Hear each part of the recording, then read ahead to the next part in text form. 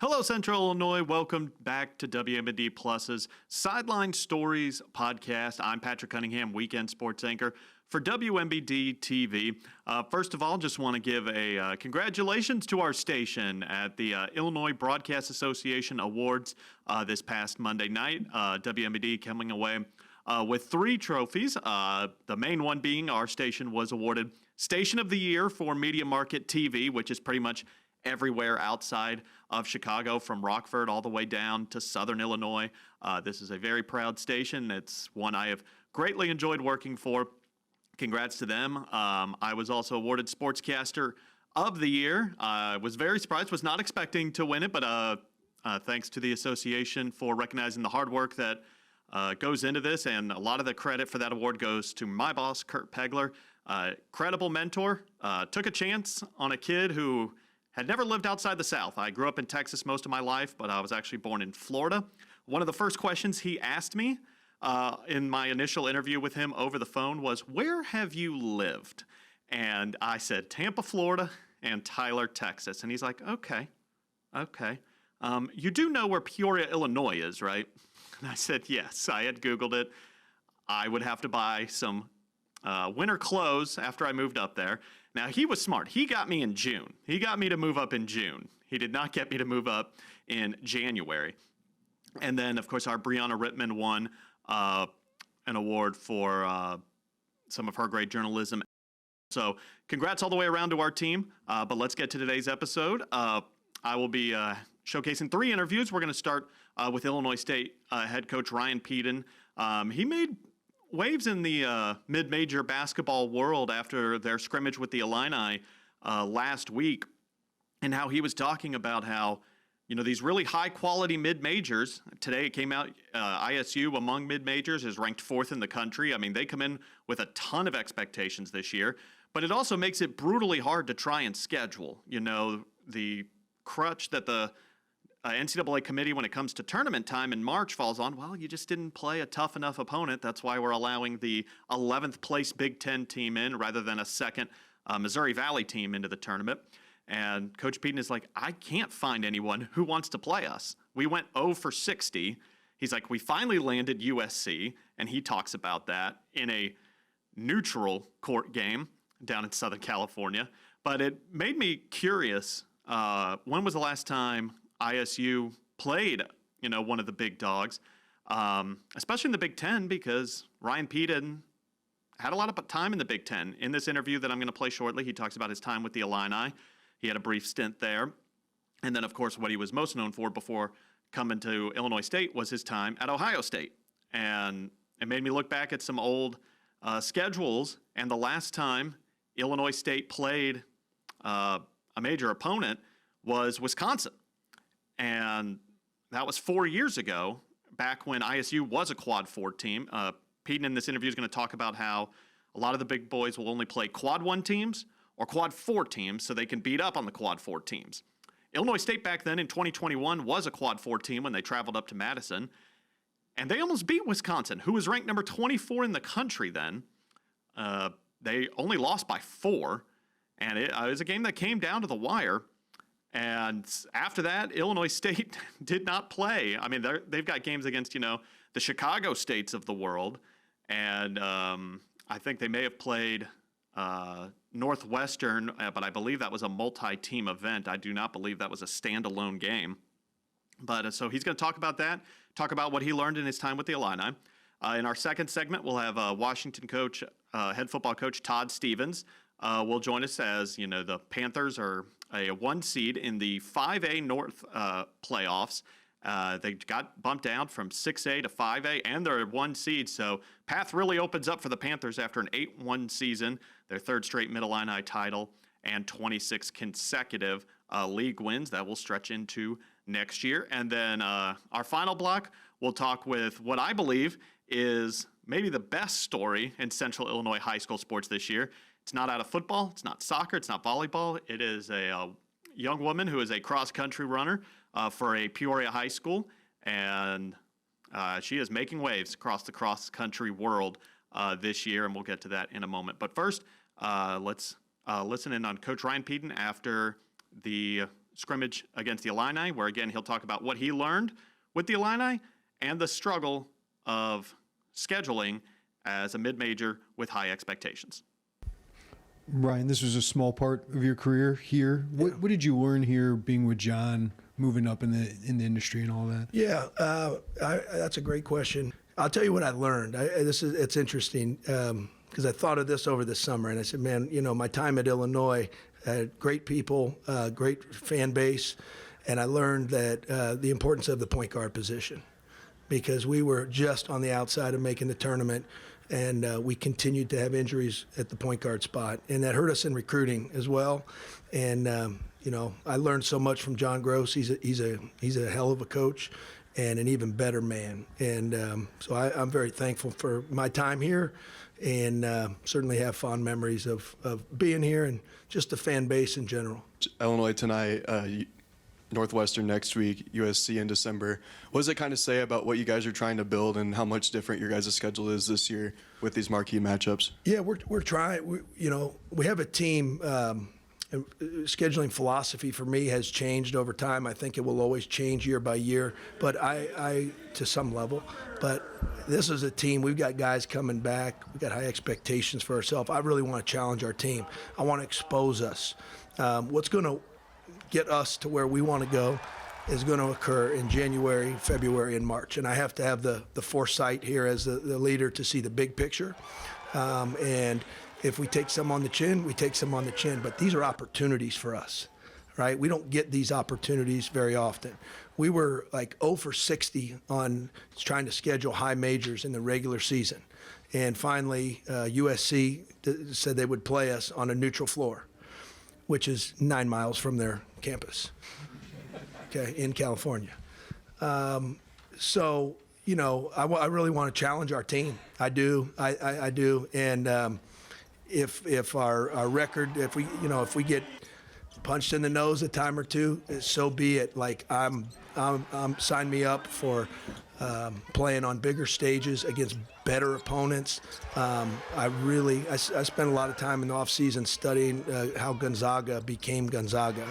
Talked to Dan Monson, I talked to Mark Few, and it's really interesting. It's a different day and age because it was easier for them to schedule the big boys back then, and just how the model is set up scheduling-wise now.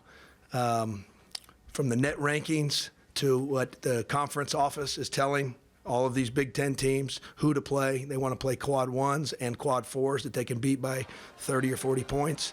To not hurt their metrics, so it's stacked against us. And I've been outspoken when we've been asked about it.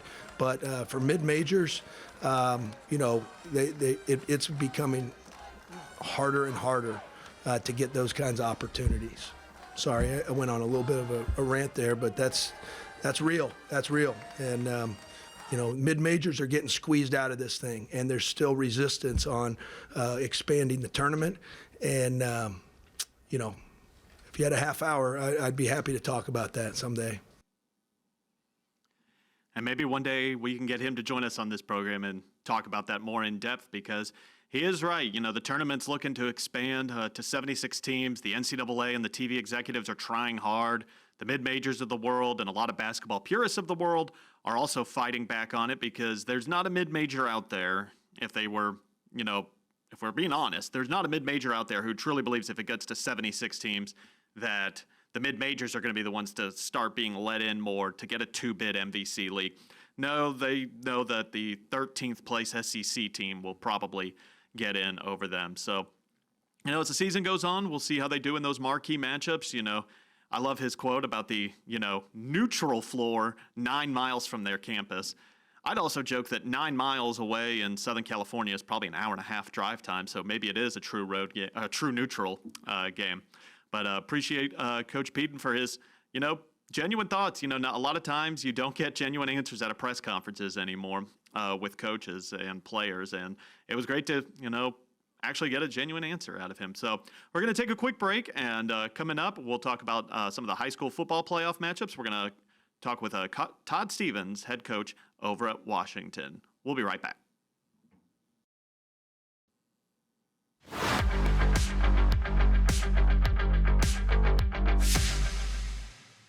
Welcome back to this episode of the Sideline Stories podcast. I'm Patrick Cunningham, weekend sports anchor here at WMBD TV. First round of the high school football playoffs, one of the only sports in Illinois where not everyone makes the playoffs. And as someone who came from Texas, where high school football reigns supreme, reigns king, I am excited about that. You know, the playoffs should mean something. And 50% of teams throughout Illinois are, you know, putting their helmets away, hanging their shoulder pads up, and we march towards Thanksgiving, and Illinois State hosting the state championships here at the end of November.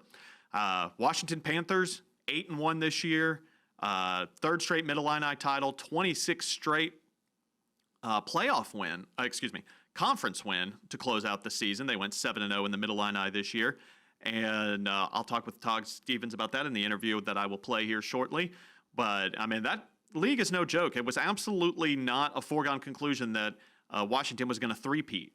When the season started, I actually had Pekin was my choice for champion, and then I thought Washington would finish second.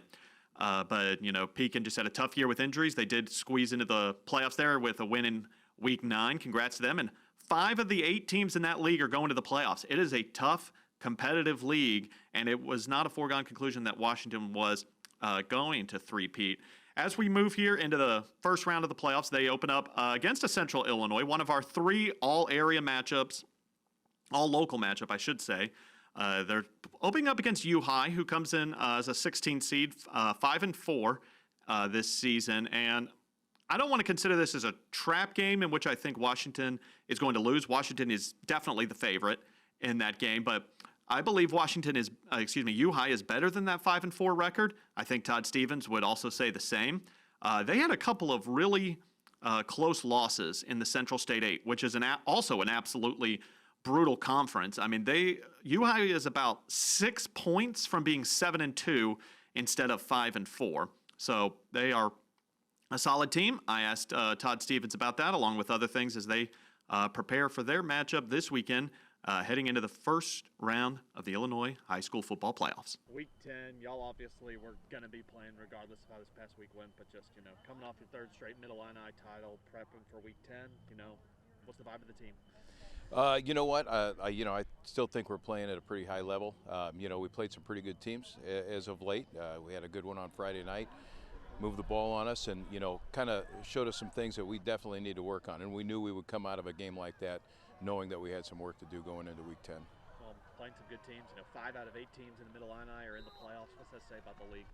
Yeah, the league's probably, as loaded with talent as I've seen it in years. You know, we've got several guys with D1 offers and some commits, and you know, we knew it was going to be a difficult challenge. We had some tough road games this year too.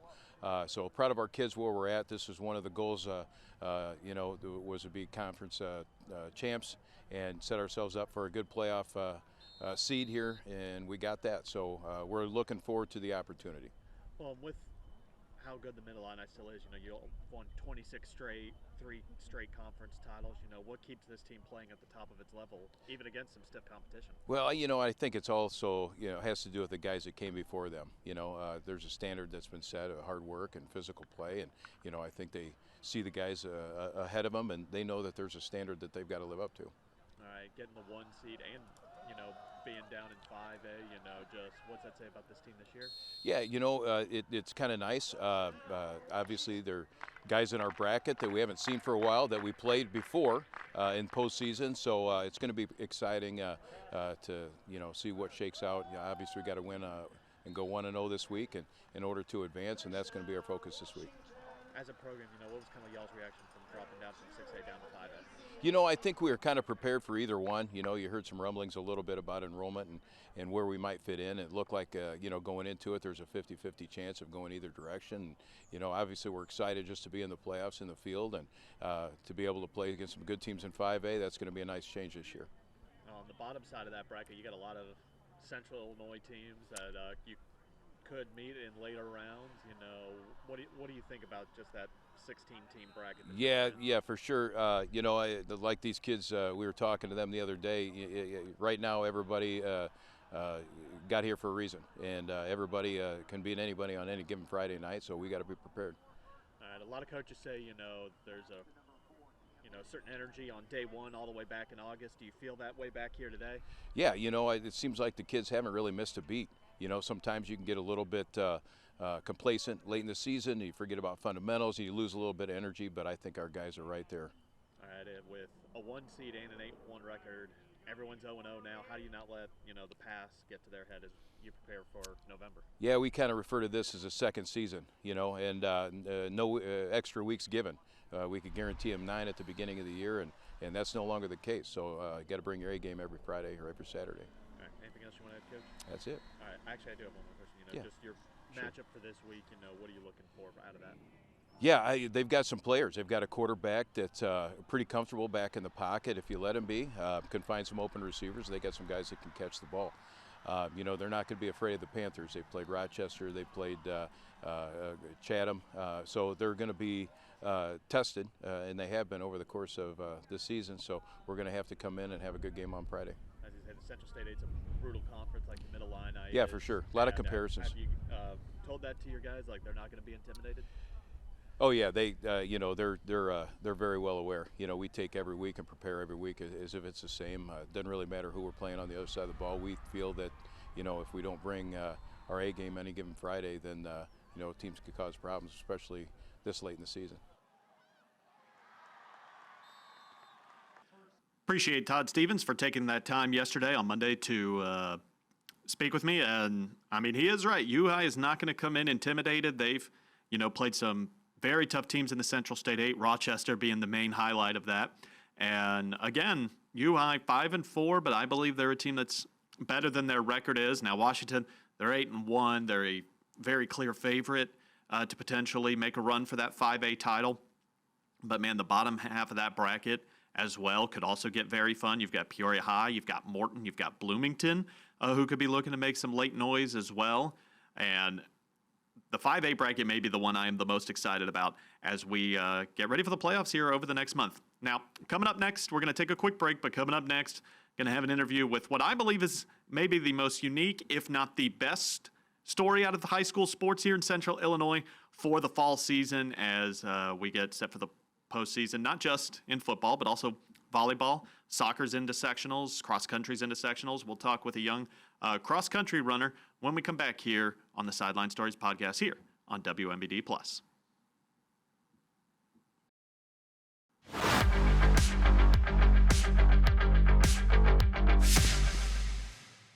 Welcome back to the Sideline Stories podcast here on WMBD Plus. I'm WMBD weekend sports anchor Patrick Cunningham, and football playoffs getting underway this week. Cross country has also already started this week, and one of my favorite stories, if not my favorite story here in Central Illinois this fall, has been Lillian Chaddock, Peoria Notre Dame cross country runner. Now, if you are familiar with Peoria Notre Dame, you might recognize the Chaddock last name. That is a big soccer family. They're not known as cross country runners. Lillian Chaddock is a freshman. Older sister is going to be a senior this year on that P&D soccer team. But she chose cross country just to stay in shape for soccer. She had never run before, and she's a freshman. She didn't run in middle school, never ran in elementary, but just tried to stay in shape. She was like, I'll show up with meets when I can, but soccer's going to be first priority. She's been at pretty much every meet this year, won the Big 12 conference race, which is what you see here.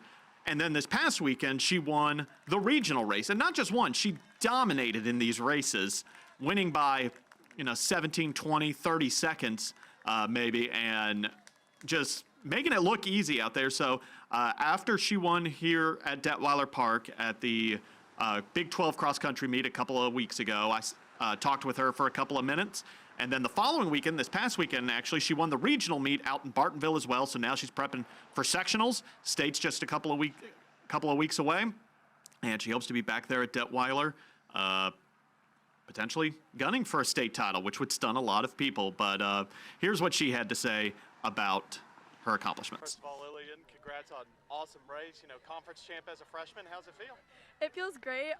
It's really rewarding. We put in a lot of work to get here, so I'm glad it paid off. All right, coming from a huge soccer family, what got you into cross country? I got into cross country just because of the reputation of the team. They are known as the nicest people, always have so much fun, and plus it's a great way to get in shape for soccer, and they've not disappointed. They've been a huge, great family. You ever run a 5K before coming out here as a freshman? I have done steamboat, so a 4 mile, but other than that, no. So, you get out there and all of a sudden you start winning races. Where'd that come from? Definitely great soccer endurance, and I really got into running last summer, and it's just carried over. What's your family said to you? My family, they've always wished me really great luck before the races, and they're always super proud of me no matter how I place. How about your big sister? I encouraged her to do cross country with me. She was like, heck no, that's all you. And so she's super proud of what I've done. She's like, I'm sleeping in, you can go run that? Yeah, she's actually here today helping though, supporting. Well, that's always nice, Is she gonna, buy you lunch maybe, at conference champ? I feel like she should buy you some lunch. She's great, she drives me places. We get Starbucks before school sometime. It's great. All right, and just, she graduated last year, or is she a senior? She's a senior this year. Okay, so, you get to be teammates with her later this year. I'm so excited. I mean, tell me how excited you are for that. It's actually like a dream. I've never really played with her because of the age gap. So this year coming in as a freshman, she'll be hard on me, but like no more than anyone else, and she'll support me all the way through it. Well, now that you're winning cross-country races, she's not going to let you take it easy in practice. Of course not. She never would, no matter what. All right, just as you head into the postseason here, what's your mentality? What's your goal? Goal is honestly to place at state as an individual and as a team. We've worked really hard as a team this season. I think we can do it. All right, what did your team say to you, the first? And that's certainly a goal that they can reach both individually and as a team, because she won individually both at the Big 12 and at the regional meet. P&D girls also came away with the team titles in both those races. And shout out also to their boys team. Maxwell Kirby was the Big 12 boys champion, and P&D was also the conference champion. And then they both swept the regional as well. So P&D cross country making a lot of noise, both boys and girls. And give a shout out to a couple other cross country teams that we have. Eureka girls and boys, especially both of those teams are dominating. El Paso Gridley girls also being formidable opponent this year. Those two will actually compete in 1A. P&D will be up in 2A come state at Detweiler here in about a week and a half. It's going to be exciting for running fans in Central Illinois. We're going to have a lot of young athletes competing and teams gunning for state titles, and hopefully we can see them do that. Bring back some hardware and football as well. Getting started. Football high school playoffs this week. Soccer, we're into sectionals. They'll have state championships next weekend. I thought this could be a down year for soccer, but Peoria Christian, Washington, Dunlap, Normal Community, whole bunch of teams doing well for us this year, and it's going to be really exciting next couple of weeks. Stick here on the WMD Plus app for all your in-depth coverage of Central Illinois high school sports. You can also check out our website, ciproud.com, to see what me and Kurt are out doing and shooting and, just telling the stories of our area. Thanks so much for joining us on this edition of Sideline Stories. For all of us here at WMED, I'm Patrick Cunningham. Thanks so much.